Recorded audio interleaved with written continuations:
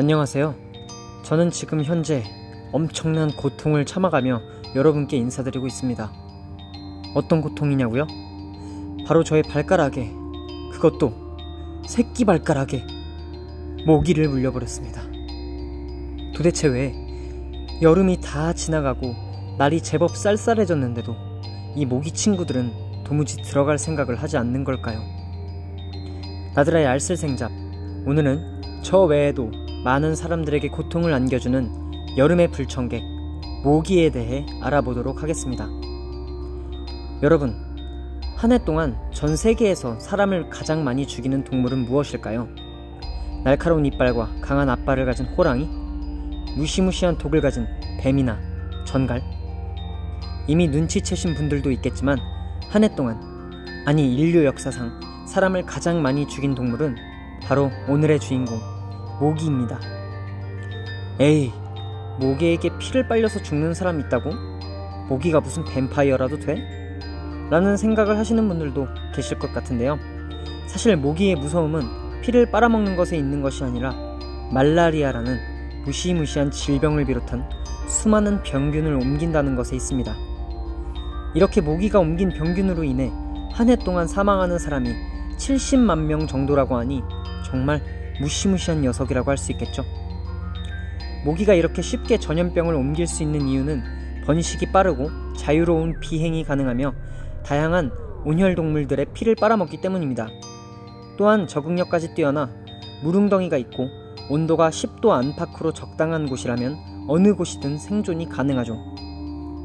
때문에 지구상에서 인간이 살아가는 곳에는 거의 모든 곳에 존재하며 전염병을 옮겨댑니다. 심지어 시베리아나 북극지방에서 생존하며 인간을 괴롭히는 모기도 있다고 하니 이쯤 되면 모기를 인류의 숙적이라고 불러도 손색이 없겠네요.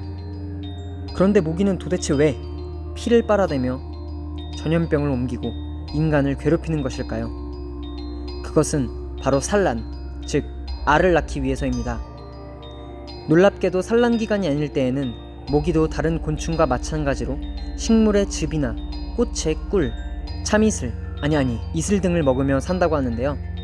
꿀을 먹는 모기라니 마치 풀을 먹는 호랑이를 보는 것 같은 기분이네요.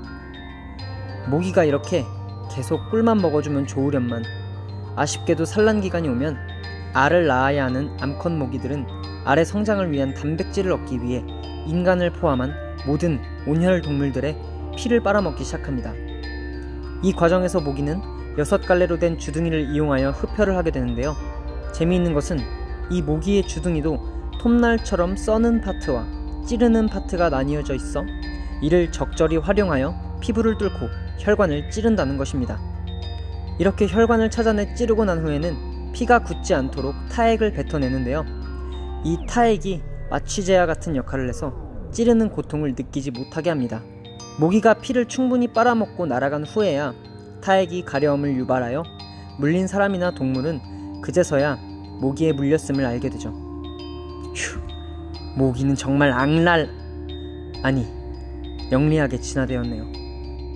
자, 그럼 이제 가장 많은 사람들이 궁금해하는 것을 한번 알아보겠습니다.